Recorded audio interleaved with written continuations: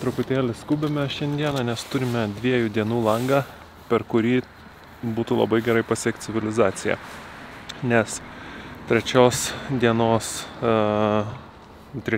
naktį, labai logiška, Algirdai, bet žodžiu, 3 naktį pradės pilt lietus, kuris pavirs į sniegą ir naktį lauks -6 arba -9 laipsniai.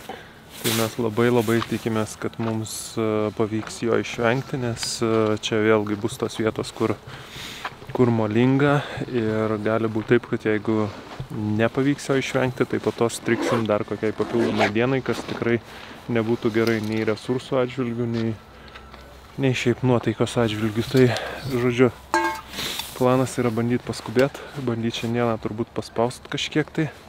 Aišku, nesinori perspaust, nes po to bus irgi blogai. Nu ir kaip šefas mūsų pusrytis.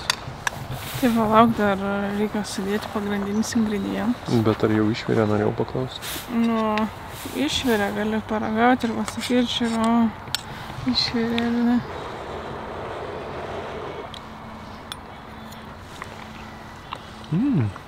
Gerai, skanu.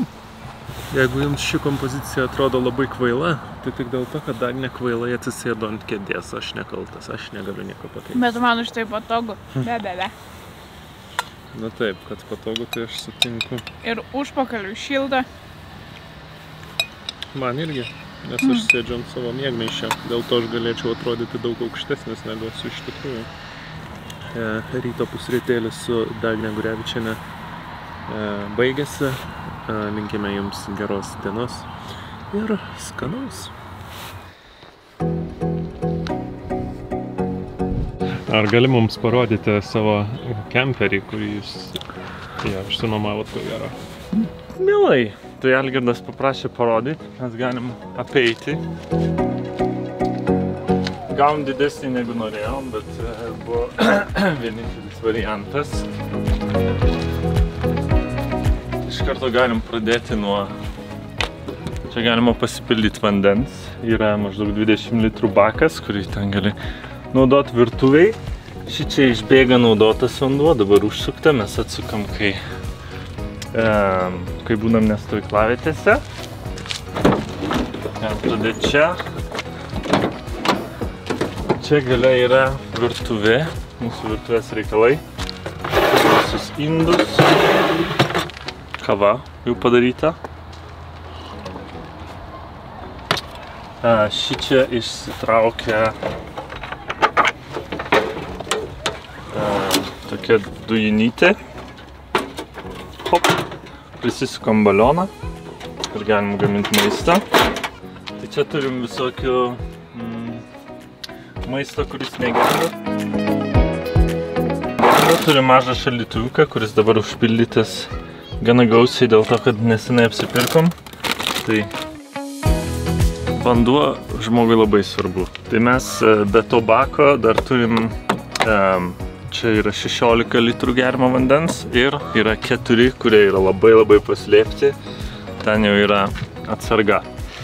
O šičia yra kriauklytė su pompa. Tai šitas pumpuoja iš mūsų bako.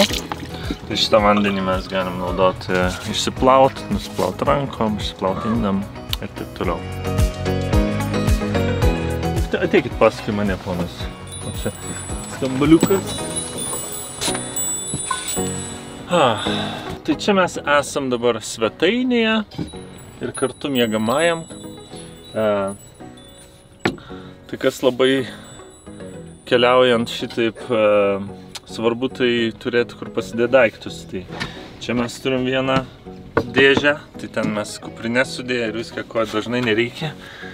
Čia yra stalčiai, kurie užsirakina su drabužiais. Šitas irgi. Čia laiko maisto atsargas. Čia visokie konservai, pupelės ir taip toliau. Alus.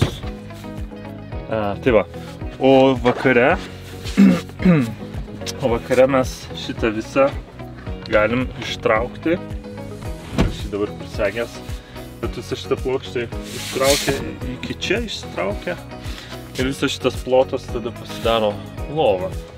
Nu, pavyzdžiui, va čia šita žuvis tai yra skalbiniai, kuriuos reikia skalbti. šičia, pavyzdžiui, nusprendėm, kad šitose duryse bus visi švaros reikmenys, ne? Tai viskas vienoje vietoje.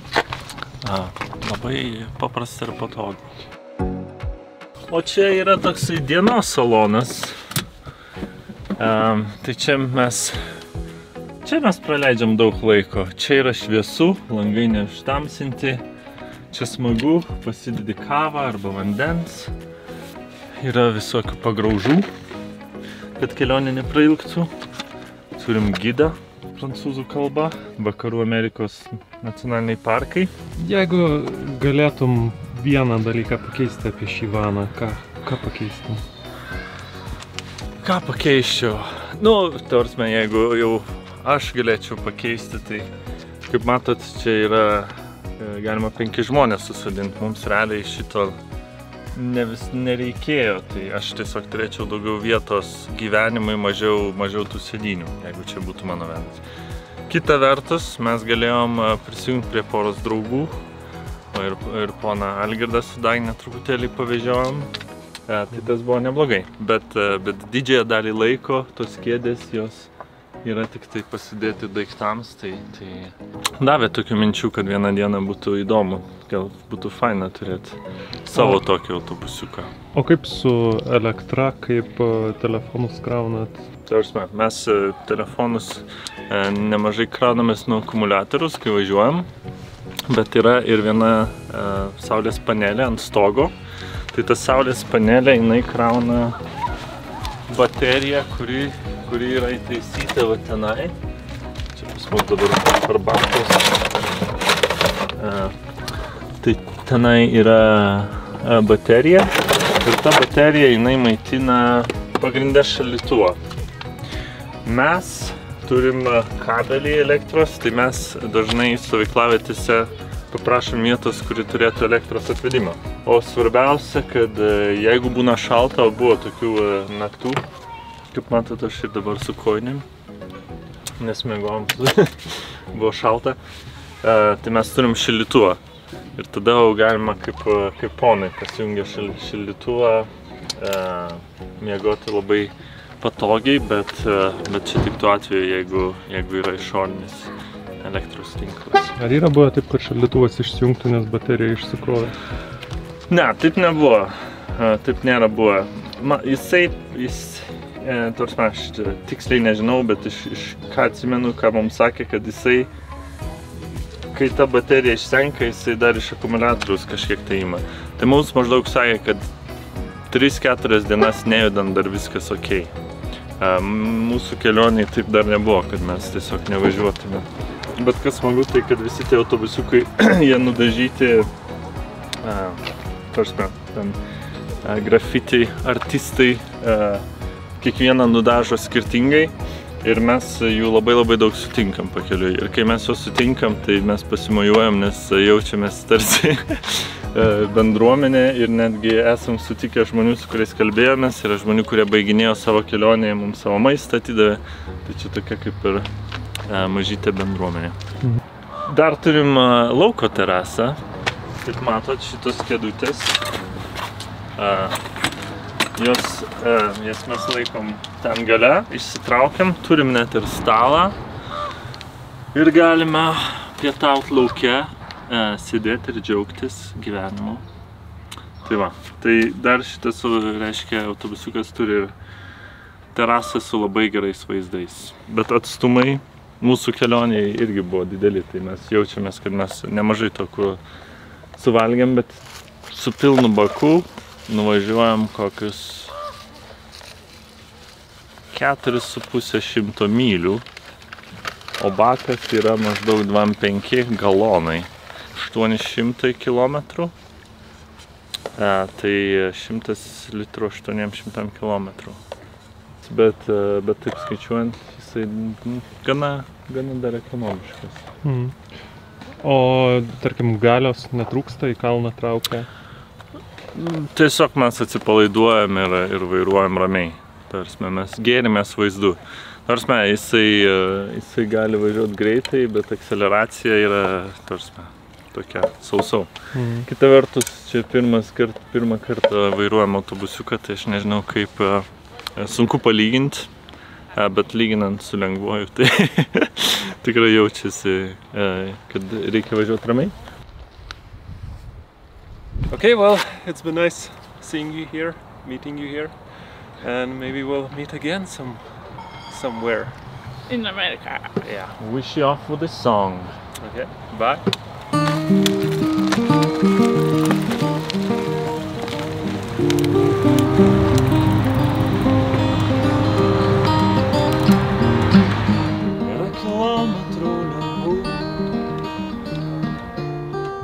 Daugiau pakilimų nei kalnų, bet vakare laužas mus supras ir draugai suras. Jei medį man nupirktum tu, lengviau kvėpuotume abu ir tie kilometrai ilgi mums taptų lengvi. Nežinau, ar tikrai jau čia paskutinė galimybė pasakyti ate Grand Canyonui, bet gali būti, kad viena iš paskutiniųjų, tai ate Grand Canyone, tu mums tikrai patikai.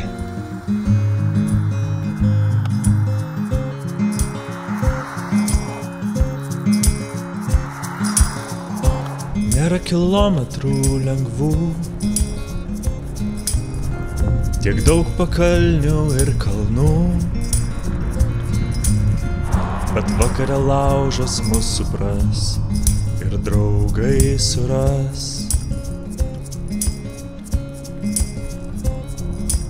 Viskas, palikome plentinį kelią už savęs, sukame lauk iš nacionalinio parko ir judame savo naujų tikslų link. Ir tie kilometrai ilgi mums taptų lengvi.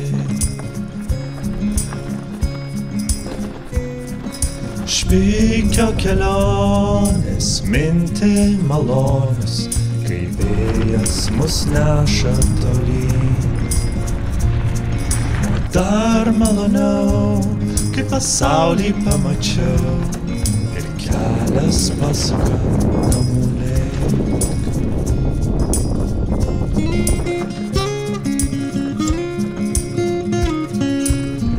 Matant šitas išmėžtas provėžas, tai galiu tik įsivaizduoti, kas čia dedasi, kaip palyja.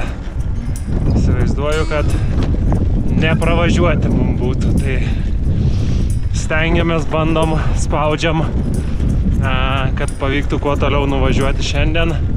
Dar kokie 25 km tokio pusiau nusileidimo, pusiau tiesiosiam, o tada prasidės rimtas sukilimas. Tai tikslas yra pabandyti šiek tiek pakilti į tą sukilimą, idealiuoju atveju bent kokią pusę.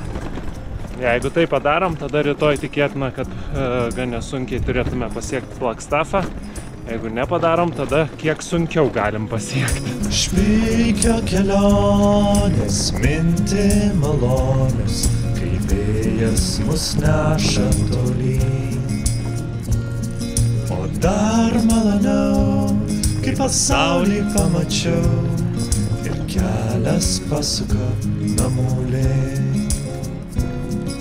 Špykio kelionės minti malonios, kai vėjas mus neša tolyn.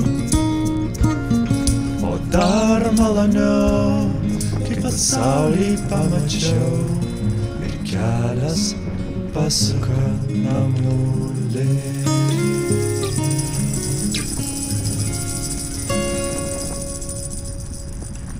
Kitas dalykas, tai norėčiau priminti jums, kad mes vis dar esame Arizonoje, nes žiūrint į šitą vaizdą, mes su Dagne vis sudvejojam, ar tikrai esame Arizonoje. Bet tikrai galiu patikinti, kad čia vis dar. Bet aš nežinau. Ta prasme, panašu, kad mano įsivaizdavimas apie Arizoną buvo labai neteisingas. Nes šitas kraštovaizdis tai man labiau primena Lietuvą negu kokią nors dykumą. Bet fainas, smagu, šiaip gražios ir vietos, ir keliukai tokie smagus, ypač kai važiuoji nuo kalno.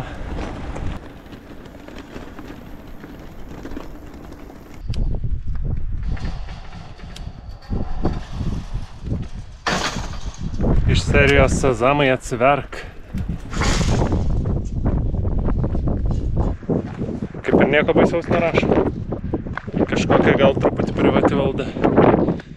Bet turbūt jau išvažiavom iš jos, nes ženklas šitoj pusėj.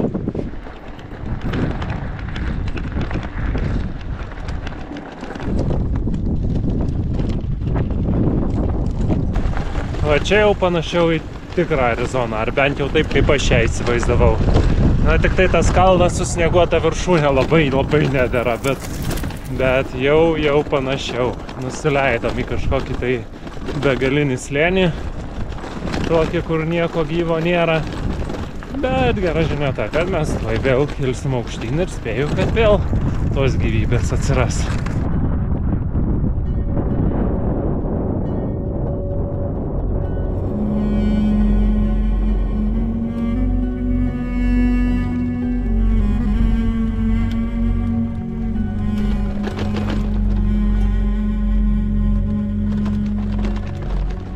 Matote, saulė jau slepiasi už kalnų, kelio kokybė absoliučiai nedžiugina.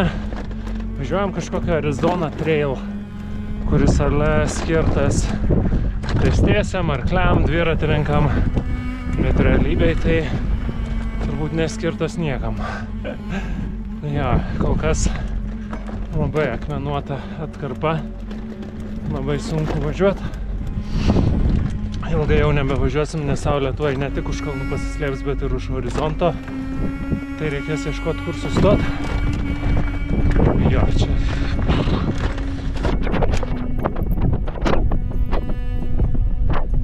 Papasakosiu, kai sustosim, nes jau išsitieks čia ant tų nesąmonių.